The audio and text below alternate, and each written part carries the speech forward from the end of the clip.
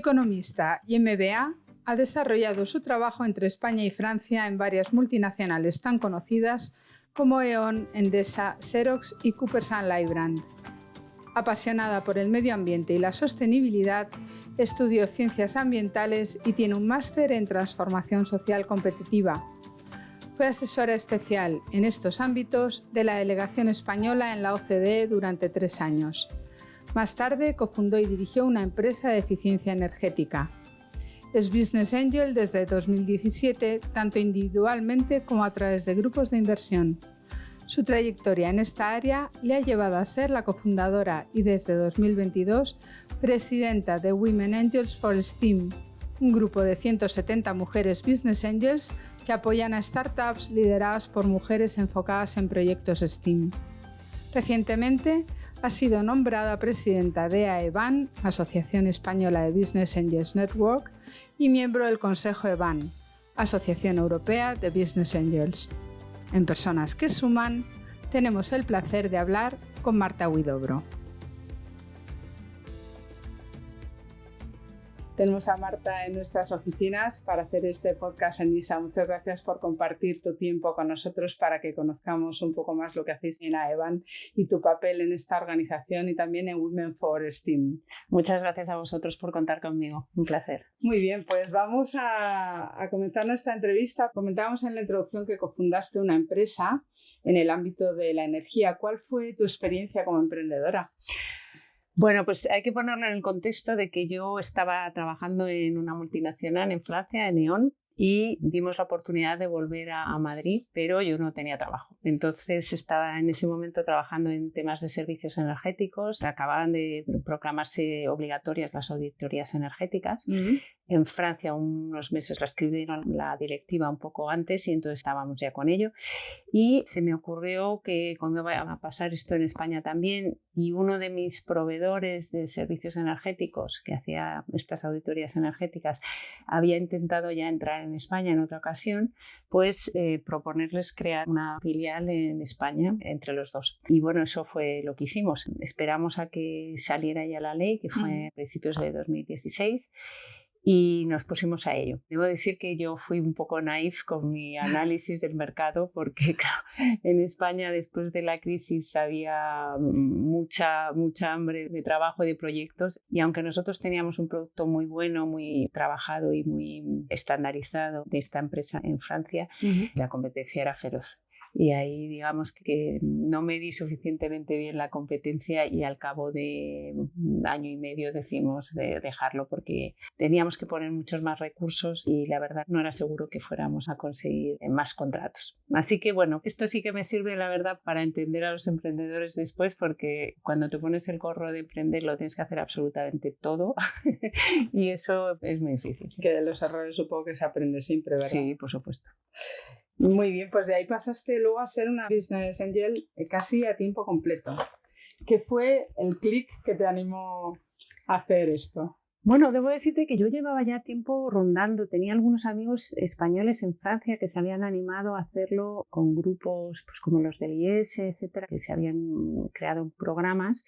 Y tenía muchas ganas. Entonces, en cuanto llegué a España, hubo ocasión de apuntarse a un curso que estaba organizado por la Unión Europea para aumentar el número de mujeres Business Angels, que luego hablaremos un poco de esto, y me apunté. Entonces, antes de decidir cerrar la empresa, de hecho, ya me había apuntado a esto. Me parecía que era muy interesante y ya me había apuntado al curso. Y luego, bueno, pues cuando decidimos cerrar, bueno, que de hecho no cerró inmediatamente, pero yo decidí irme, ya me puse con este curso y, bueno, mientras me orientaba profesionalmente, pues decidí, además de hacer ese curso, hacer un curso de marketing digital. Me metí en mi primer grupo de Business Angels, que fue Pinama 17, y una cosa por la otra, la verdad es que empecé a liarme un poco mucho.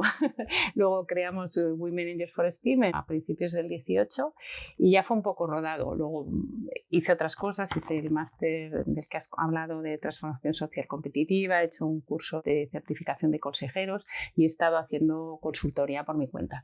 Pero vamos, a la actividad de Business Angel le dedico mucho tiempo. En una palabra, cuando ya dejaste la empresa, como comentabas al principio, tuviste que reinventarte, como quien dice, y supongo que en el momento en que optaste por el tema de los Business Angels, serías de las pocas mujeres que había en España, ¿no? Las cifras, puedo decirte que no son solo en España. El porcentaje de mujeres business angels es muy bajo en todo el mundo, incluso en Estados Unidos.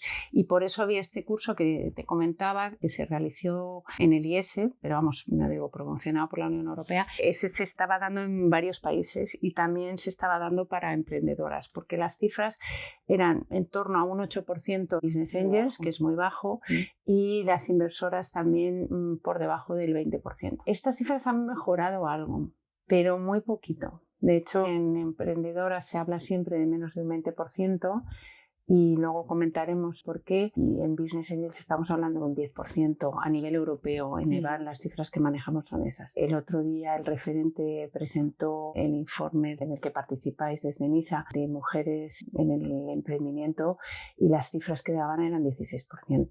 O sea que ni siquiera el 20%, muy bajo para emprendedoras. Quería preguntar, y bueno, probablemente dentro del entorno emprendedor se sabe perfectamente lo que es un business angel, pero para alguien que no esté metido en ese ámbito, ¿cómo explicarías tú cuál es la labor, qué función tiene un business angel? Bueno, pues somos perfectamente conscientes de que la gente no sabe lo que es. Algunos que han oído hablar de ello, además, no tienen necesariamente una buena imagen porque algunas personas la asocian ahí como al inversor capitalista, ultranza y tal. Y estamos ahora desde AEBAN haciendo un poco esa evangelización, explicar qué es lo que es un business angel y qué no es. Entonces digo, bueno, si solo estuviéramos buscando dinero, pues pones el dinero en un fondo de capital riesgo que invierte en las mismas empresas y tú te olvidas del asunto y ya está, ¿no?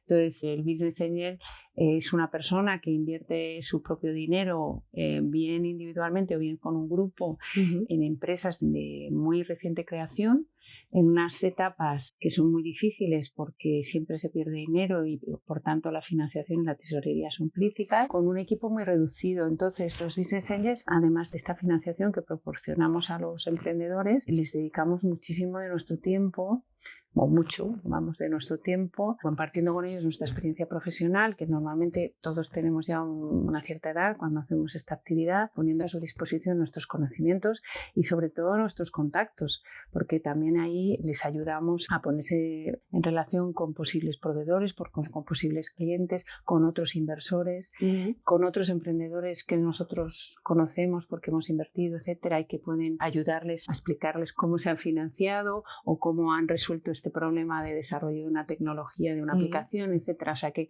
ahí digamos que estamos para apoyarles en el día a día, les miramos su business plan. Sí. Miramos su business plan, somos los primeros usuarios de sus productos o de sus servicios o de sus aplicaciones, o sea que estamos para verdaderamente acompañar. Y está comprobado que las empresas emergentes, las startups que tienen en las fases tempranas business angels en su cap table, en su accionariado, digamos, tienen más probabilidades de éxito que las que no. Por este acompañamiento precisamente. Digamos que ¿de qué manera entréis a formar parte de la startup en la que estáis invirtiendo? Bueno, normalmente lo que hay es una ampliación de capital y nosotros tomamos una participación en esa capital. Siempre es minoritaria respecto de los emprendedores. Bueno, y con eso ya digamos que estamos involucrados y tenemos no tanto interés como el emprendedor, pero sí mucho en que la empresa salga adelante, porque claro, si no sale adelante nosotros perdemos todo el capital invertido. Quizás tomáis más riesgo que un inversor habitual a la hora de entrar en esas fases más tempranas. Por supuesto. El riesgo es mucho mayor. Se suele decir que de 10 empresas en las que se invierte hay 9 que o se pierde todo o se pierde una gran parte o no se puede salir porque no acaba de crecer suficientemente y no hay quien compre esa parte del capital. O sea que hay una empresa que te tiene que compensar de las 9 que no van a salir adelante. Y por tanto, cuando elegimos empresas en estas fases tan tempranas, tenemos que pensar que sean empresas con una capacidad de crecer de manera que su valor se multiplique como mínimo por 10 para recuperar la inversión. Entre todas estas, idealmente estamos buscando un poco más que eso para que además de recuperar el dinero nos pague el esfuerzo que hacemos y el tiempo que esperamos para conseguir la inversión, porque luego evidentemente no se consigue hay empresas en las que tardas 7 u 8 años en salir de ahí. Y también tenéis un papel, digamos, de tracción de capital. Quiero decir, un inversor ve que hay detrás un business angel. ¿Puede ayudar en eso? Yo creo que sí, porque como yo digo, las empresas que tienen business angels tienen más probabilidades de éxito. Entonces, en general, claro, luego fondos hay muchísimos y cada uno tiene una estrategia distinta, pero en general prefieren que los emprendedores estén acompañados de business angels y no solo que hayan tenido una subvención o un préstamo de inicia, que son fantásticos y que les ayuda mucho, pero que no puede ser la única financiación porque le falta esa parte de capital social y capital de apoyo, ¿no? En la presentación contábamos que has sido nombrada recientemente presidenta de AEBAN. ¿Cuál va a ser el rol que desempeñes en esta asociación? Y cuéntanos un poco qué es AEBAN exactamente, qué hacéis. Bueno, AEBAN es como si fuera, digamos, la patronal de los grupos de business angels. Entonces, los miembros son redes o grupos o clubes de inversores, también incluso lo que llamamos super angels, que son gente que se dedica profesionalmente a esto y que tiene su propia sociedad de inversión. Entonces, ¿qué es lo que hacemos? Pues básicamente lo que hacemos es representarlos ante las autoridades, ante vosotros, ante todo tipo de instituciones, intentar que seamos oídos y que se tengan en cuenta nuestras recomendaciones. Ahora con la campaña electoral pues hemos pasado nuestras propuestas a todos los grupos políticos. Y supongo que también habéis estado implicados en la redacción de la ley de startups, me imagino. Y luego queremos, por un lado, fomentar que haya más business angels porque, como decía, el business angel transfiere parte de su conocimiento empresarial. Entonces eso conlleva que haya una profesionalización del tejido empresarial que tenemos, que son muchas pymes, y justamente dentro de cada sector, si conseguimos que los empresarios se conviertan a su vez en business angels, se están no solo dando un poquito de su dinero para ayudar a desarrollar su sector o su provincia, sino que además están ayudándolos a que se establezcan de forma más sólida con buenas bases porque les están apoyando, les están permitiendo que su propia empresa sea el primer cliente o el primer proveedor, etc. Entonces estamos, como te decía antes, explicando qué es el business angel, intentando que haya más business angels en España porque hay mucha gente que tiene esa vocación un poco de mentorización y simplemente es unir a estos que ya la tienen la vena de un pelín de capital para que además, porque no estamos hablando de cantidades muy importantes, ni muy Managers for Steam, que ahora explicaré, tenemos unos tickets de inversión muy bajos. Entonces la idea es que digamos que cualquier profesional acabe apoyando a todo nuestro tejido empresarial reciente para que sea lo más potente posible. Y entonces en AEBAN estamos haciendo eso, estamos intentando también que haya el mayor número de clubes y de grupos porque es mucho más fácil realizar esta tarea en grupo que en solitario y luego entre nosotros compartir buenas prácticas, desarrollar elementos que permitan hacer más fácilmente la labor e incluso estandarizar para que no sea cada vez una aventura de leer un pacto de socios. ¿Hay alguna idea concreta que tú tengas particularmente que te gustaría que se desarrollara durante este tiempo en el que vas a estar? Pues mira, una de las cosas que vamos a hacer también para facilitar el contacto entre los business angels y los emprendedores es crear un sistema de sectorización de manera que cada emprendedor pueda hacernos llegar un proyecto en función de ese sector, por ejemplo, agro, ¿no? Nos hace llegar ese proyecto y nosotros se lo distribuiremos a todos los business angels que han manifestado interés por ese sector, con lo cual al final, digamos que para los emprendedores pierden muchísimo tiempo intentando buscar financiación. Claro, cogen la lista de los 100 más interesantes que están en el referente, pero no todos invertimos en todo. Entonces a mí me llegan cosas que digo, mira, es que yo ahora solo invierto en esto y en esto. Entonces, bueno, pues si digamos que está enfocado, vamos a cortar el tiempo que los emprendedores necesitan para financiarse y luego, por otro lado, para los business angels les damos lo que están buscando, que son proyectos en esos sectores. Y eso lo vamos a poner en marcha muy rápidamente. Ya lo estamos diseñando. Yo creo que antes de final de año ya tendremos, si no todos los sectores, bastantes estructurados. Muy bien.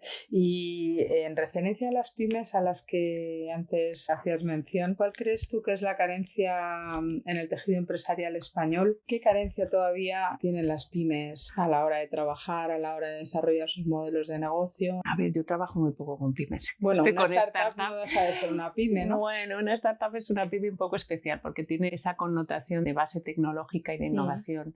y por tanto, por eso son desde que nacen un poco distintas.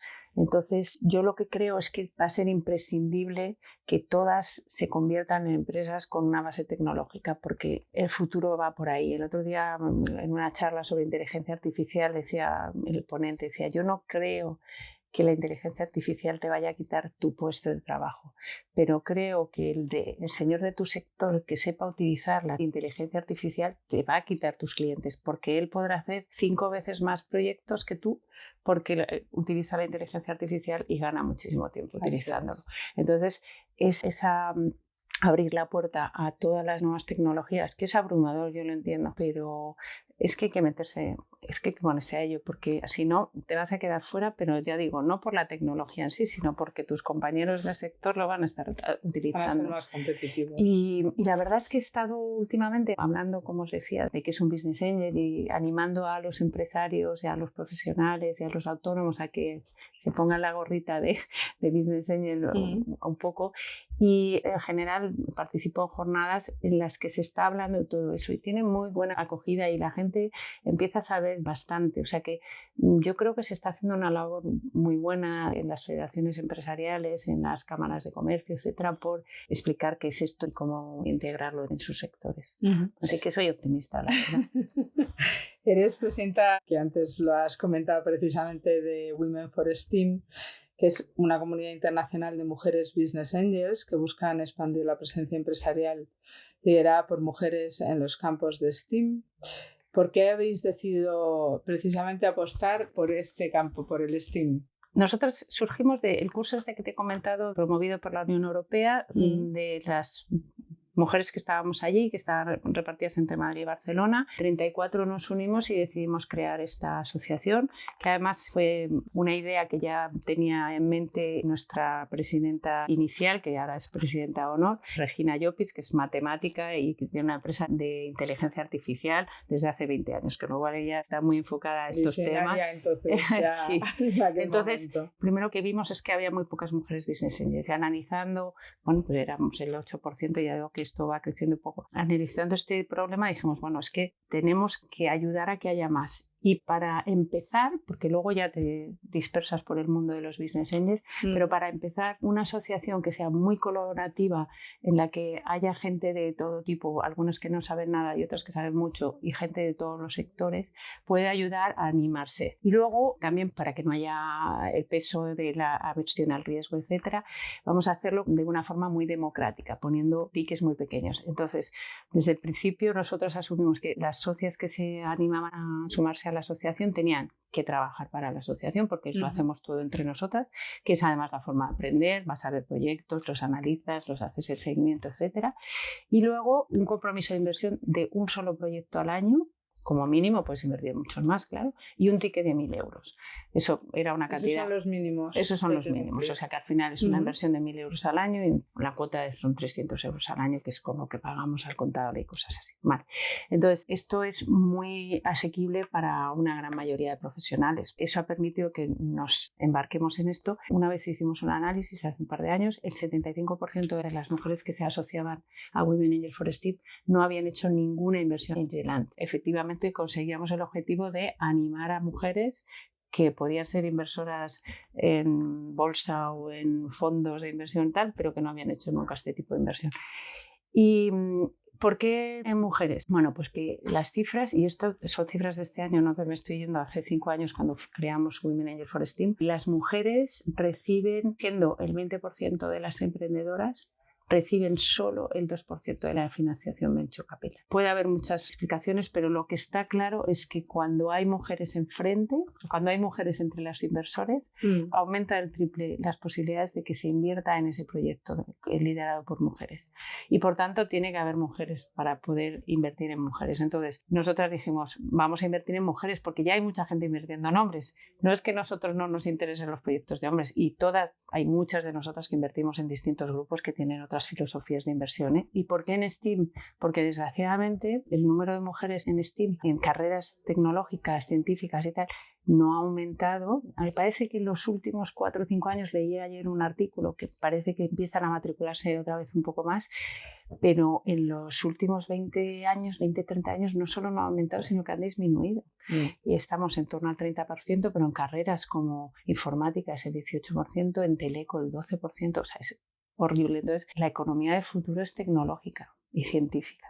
Si no hay mujeres en esos ámbitos, el paro va a ser femenino, porque donde está habiendo trabajo es ahí. Entonces dices, nosotros no podemos ir al colegio a animar a las niñas a que estudien las carreras, pero sí podemos apoyar a todas las que se han animado a emprender.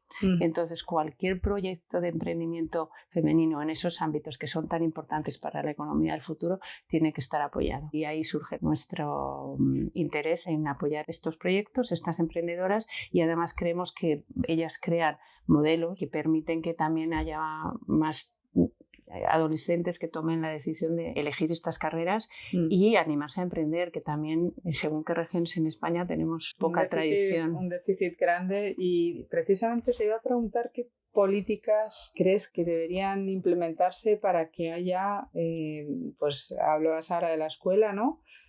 Para que haya más conocimiento, más cultura sobre la posibilidad de que una mujer emprenda. Bueno, lo primero que hay es que hablar de emprendimiento. Sí, claro.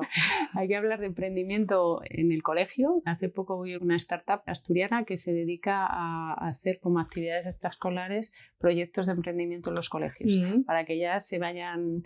Que esto afecta también a las niñas y a los niños, no solo a las niñas, pero bueno, esto es general, yo creo que en el colegio. Luego también hay que hablar de emprendimiento en las universidades. Es que salvo alguna escuela de negocio y poco más, hablo de Teleco porque tenemos un convenio con ellos en Women Angels for STEAM, lo contrastamos, no tienen ninguna asignatura de emprendimiento en la carrera. Es decir, son 6 años, 4 más 2, y en ningún momento no hay una parte de cuando si tú montas tu propio gabinete, algo sobre cómo estructurar, ¿sabes? Qué cosas hay que hacer, la contabilidad, el alta de autónomos y tal. Pero es que eso no es emprender. Entonces, no se habla de emprendimiento en ningún momento en la carrera profesional. Entonces, ¿cómo vas a emprender? Si es que nadie te ha hablado de ello. Como no tengas en tu familia emprendedores, es que ni se te pasa por la cabeza. Entonces, yo creo que sí que hay que fomentar el emprendimiento en proyectos o mini experiencias, método del caso, no sé, todas las cosas que puedan hacerse en el colegio y en la universidad. Y desde Women for STEAM, ¿invertís también como asociación? No, la asociación es una asociación sin ánimo de lucro en la que hacemos, digamos, que todo lo que se necesita para tener proyectos a disposición, desde la selección de proyectos, la formación de las socias en los distintos ámbitos de la inversión, la propia selección, el análisis, la due diligence, la formalización de los contratos, tenemos un comité legal, luego hay otra gente que se dedica a hacer el seguimiento de las participadas. Bueno, estamos muy organizadas, la verdad, para tener... Pero eso es una asociación. Luego la inversión, tenemos un vehículo que es una SL y funcionamos en cuentas en participación, que es un instrumento que permite que con un único vehículo cada inversión esté separada y por tanto en un proyecto entran 40 socias, en otra 80 y son distintas y cada una pone una cantidad diferente, etcétera. Y bueno, así lo hacemos. Y en los proyectos hay que llegar, por ejemplo, a una cantidad X. ¿Qué sucede cuando de repente pues no hay suficientes socias que quieran unirse a ese proyecto? Entre los criterios de selección está el ticket mínimo que se exige y también el máximo, porque nosotras no entramos en tickets muy muy pequeños porque somos muchas, entonces nos pelearíamos. Claro. Y en tickets muy grandes tampoco. Entonces nosotras estamos invirtiendo entre 100 y menos de 200 siempre en proyectos nuevos. Entonces, mientras el ticket esté por ahí, luego puede ser que el proyecto que se presente no genere tanto interés como para llegar incluso a ese ticket. Entonces, si el emprendedor tiene un ticket mínimo de 150, pues yo creo que no correríamos el riesgo probablemente de lanzarnos en el análisis. Si tiene un ticket de 50 y no tiene límites por arriba, pues sí, claro, nos aventuramos a analizarlo. Ya nos has hablado muchísimo sobre cómo estás implicada desde AEBAN, desde Women for STEAM, en promover el emprendimiento femenino. ¿Eres optimista al respecto? ¿Qué queda por hacer? Supongo que todavía mucho trabajo y mucho campo, pero... Bueno, yo soy muy optimista porque creo que la parte más difícil, que es darse cuenta de que algo no funcionaba y que hay que poner en marcha iniciativas para romper eso que no funcionaba, ya está en marcha, ya se ha detectado y tal. Entonces, por hablar de otros, en la Unión Europea, el Fondo Europeo de Inversiones está dando más dinero a los fondos que tienen managers en el equipo mujeres que a los que no lo tienen. Por esto mismo, porque saben que si hay mujeres hay más probabilidades de que elijan proyectos de mujeres.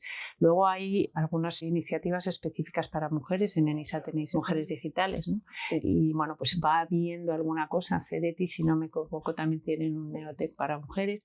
Entonces, bueno, va habiendo algunas cosas y luego también nuestros propios coinversores hombres se dan cuenta de que efectivamente, oye, si eso es así, es que debe ser que no nos damos cuenta de que tenemos un sesgo de alguna manera y que no valoramos igual los proyectos de mujeres. Entonces, también ellos empiezan a tomar un poco más de conciencia. Y como no hay ninguna intención de no invertir en proyectos de mujeres, porque de verdad yo tengo muchos coinversores que están encantados con los proyectos en los que han invertido en mujeres, por esa simple conciencia hace que yo creo que a futuro se invierta, bueno, a futuro y a presente se invierta más en proyectos de mujeres. Creo que es más difícil animar a que haya más mujeres emprendiendo a que rompamos esa barrera del 2% y consigamos más financiación, a pesar de que las cifras parecen muy desproporcionadas, ¿no? Pero... Y dentro de los sectores posibles de emprendimiento, que son infinitos, ¿dónde identificáis que hay una carencia mayor de mujeres? Porque seguramente hay sectores donde las mujeres se meten más de cabeza, sí, que en otros, bueno, concretamente en temas tecnológicos hay menos mujeres, sí. ¿Y hay algún sector en concreto, algún área en concreta? Es difícil encontrarlas justo en todo lo que tiene que ver con inteligencia artificial, blockchain. Tenemos algún proyecto, pero como son un proyecto, son muy, muy escasos, en esos ámbitos es más difícil encontrarlas. Las hay, pero yo creo que hay otros sectores, por ejemplo, en salud, que hay muchísimas mujeres y yo diría que emprenden casi con igual facilidad que los hombres en eso, en health, en biotech. La parte más tecnológica, más de desarrollo de software, sí, ahí es muy difícil encontrar mujeres. ¿Cuál dirías tú que son las ventajas de invertir en proyectos liderados por mujeres? Bueno, a ver, hay algunas estadísticas que dicen que los proyectos liderados por mujeres son más rentables, duran más tiempo, que las mujeres tendemos a utilizar mejor el dinero porque somos más prudentes y tal. Aunque en general no me gusta decir eso. Yo lo que sí que soy es una apasionada y obsesionada por la diversidad. Entonces creo que los equipos diversos son siempre mucho más eficientes. Entonces, una parte de la diversidad es el género, que es fundamental. O sea, al final, un equipo en el que el 50% no sean mujeres es que no representa a la sociedad. Pero es que te diría que igual me parece igual de importante que el equipo haya personas más seniors y más juniors, que haya personas de profesiones técnicas, otras economista, otro de un desarrollador de software, o un biólogo. O sea, que tiene que haber de distintos orígenes. Cuanto más diverso es el equipo, más rico es y más probabilidades de éxito tiene. Entonces, yo siempre elegiría equipos diversos. Y cuando veo una empresa muy buena que no tiene una mujer, le digo, contrata a una mujer, porque te estás perdiendo algo. Y bueno, hablamos hace un segundito sobre los sectores donde había más carencias de mujeres. ¿Cuál es el sector que consideras que hoy por hoy es el más interesante para emprender, para apostar por él? Estando aquí... Yo diría que nosotros tenemos mucha influencia por lo que se está moviendo en la Unión Europea. La Unión Europea tiene dos líneas clarísimas. Por un lado está todo el tema de sostenibilidad y cuidado de las personas, en los que yo creo que somos los mejores del mundo, sin ninguna duda, y que se sigue invirtiendo y se va a seguir invirtiendo, y es un rango amplísimo porque va desde tratamiento de aguas hasta energías, etcétera, y cuidado de las personas. Y luego tiene otra parte que es justamente la parte tecnológica, desarrollo de inteligencia artificial, etcétera, en la que Europa es muy consciente de la diferencia que tiene tan grande con respecto a Estados Unidos y a China, y quiere disminuir ese gap. Entonces, tanto para una cosa porque ya somos buenos como para la otra porque queremos reducir ese espacio que hay, va a haber mucho apoyo y muchas ayudas y mucha intención de mercado. Entonces creo que ahí esos dos sectores son muy buenos. Luego en España tenemos algunos problemas específicos y algunos sectores que por su importancia tienen también un peso grande. Pienso que todo lo que sea mejorar el turismo en ámbitos de sostenibilidad, pero no solo, porque ahí también hay servicios de abastecimiento a restaurantes. O sea, hay muchas cosas que se pueden mejorar con la base tecnológica y con la innovación. Y luego también el tema del agua, pero eso ya es una preocupación, ¿eh? Porque yo lo que decías al principio, exactamente, ¿no? De la preocupación. El tema del agua y la desertificación, yo creo que eso es un tema que creo que no nos estamos ocupando suficientemente. Quizás no conozca todo lo que se está haciendo, pero creo que no nos estamos ocupando suficientemente. Y en algún momento nos tener que ocupar y por tanto va a haber dinero para eso y también. Y además nos pilla siempre el toro, porque ahora mismo estamos en plena sequía tremenda y muy dramática. Desgraciadamente no somos los únicos. Y no hemos puesto los cimientos previos. Sí, antes, ahora ¿no? Justo cuando venía en la radio estaban hablando del mensaje de WWF sobre el abandono del campo que hace que los bosques estén descuidados y por tanto tengan más probabilidades de arder. Entonces, claro, en un momento de sequía con bosques descuidados es una bomba de relojería. Yo creo que ahí nosotros como país también tenemos mucho que hacer. Ya para terminar, Marta, tu visión del ecosistema emprendedor español en este momento. ¿Cuál es nuestro fuerte? ¿Nos sabemos vender? ¿Hemos aprendido a vendernos en estos últimos años? Que parece que el emprendimiento en España ha arrancado.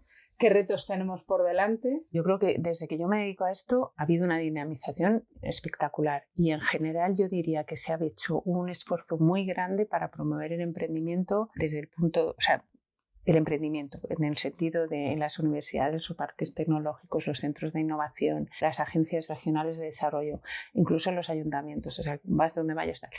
Creo que no se ha hecho suficiente y ahí estamos nosotros trabajando ahora por el lado de la inversión y el apoyo privado a este emprendimiento. Y luego es todavía mejorable, porque las cifras así lo indican, el tema de transferencia de conocimiento. Entonces, somos muy buenos innovando, estamos entre los primeros de Europa, pero luego cuando nos vamos a la aplicación de esos conocimientos pasamos a estar en el puesto 11 o 12. Ahí hay todavía algo que mejorar y creo que con esta parte de agilizar la inversión privada y pedir el acompañamiento, esta especie de mentoría, aceleración de esas empresas de spin-off para que sea más rápido, se podría conseguir mejores resultados. Todavía estamos lejos de la media de la Unión Europea en startups por habitante, o sea que ahí todavía se puede hacer mucho. Entonces, todo lo que se haga, todas las para fomentar el emprendimiento, o sea que todas, por ejemplo, creo que la ley de startups cuando se ponga en marcha se va a notar desde el lado de los emprendedores porque facilita mucho la vida de los emprendedores. Desde el lado de los inversores se ha quedado un pelín coja y ahí andamos intentando que mejore.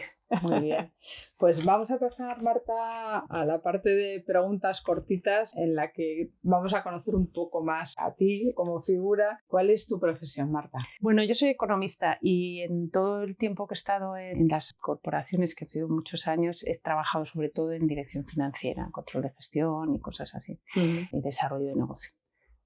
¿Qué soñabas de niña? Pues ¿coincide ese sueño con lo que actualmente haces? Uy, no. La verdad es que no sé muy bien qué soñaba de niña. De niña, pues tampoco sabes muy bien. Y como dice la canción, ¿a qué dedicas tu tiempo libre? Pues mira, me gusta mucho caminar y nadar. Tengo un perro al que saco a pasear con mucho... Y me gusta mucho el teatro, me gusta viajar y me gusta leer, pero debo reconocer que leo menos de lo que me gustaría. ¿Y todo eso lo puedes compatibilizarlo con tu trabajo? Pues malamente, pero... pero sí, pero sí, siempre se saca tiempo para todo en general. Ya tengo mis hijos, son mayores, ya no tengo que estar tan pendiente. Marta, ¿en qué eres buena? ¿Cuál es tu don? Pues mira, soy muy ingeniosa en tema de resolución de problemas. Sí, se me da muy bien encontrar soluciones para las cosas y todo lo que se hace muy práctico y muy lógico se me da bien. Un deseo por cumplir. laboral, personal? Pues mira, unos amigos hicieron un viaje a Nueva Zelanda en el año 91 y yo acababa de cambiar de trabajo y no pude acompañarlos y desde entonces quiero ir, pero nunca sé entre lo lejos que está y que ayer el verano y el invierno no coinciden, pues no he conseguido ir, así que tendré que esperar a jubilarme, pero iré a Nueva Zelanda. Estupendo, buen plan. ¿Alguien referente en el mundo del emprendimiento o de la inversión para ti? En el mundo de la inversión, mi querido amigo y socio Jesús Alonso. Creo que es una persona entrañable, sabe muchísimo, ha invertido en 77 empresas, que además dice 77, pero cuando habla de un grupo que invierte en 25 cuenta como una, o sea que no me puedo ni imaginar las que debe tener. Pero aparte de que sabe muchísimo, es súper generoso con sus conocimientos, los comparte con todo el mundo, le dedica tiempo a todos y además tiene una facilidad para ver si las cosas pueden funcionar o no, que es maravillosa. Yo lo admiro mucho y además le tengo muchísimo cariño. Y ya para terminar, tus próximos proyectos. Bueno, pues como acabo de empezar con la presidencia de AEBAN y tenemos algunos miembros nuevos en la junta directiva, tenemos muchas ganas, pues mi proyecto principal ahora mismo es conseguir que haya más business angels en España que apoyen más a los emprendedores, que haya más emprendedores apoyados por nosotros y que crezca muchísimo la inversión en startups por nuestra parte en los próximos años. Muy bien, pues agradecemos a Marta Huidobro, la actual presidenta de AEBAN y también de Women for STEAM, este rato que nos ha dedicado y desde luego le deseamos que todos esos retos, proyectos que tiene en la cabeza y que estas asociaciones están impulsando se puedan llevar a término felizmente. Gracias, Marta. Gracias a ti.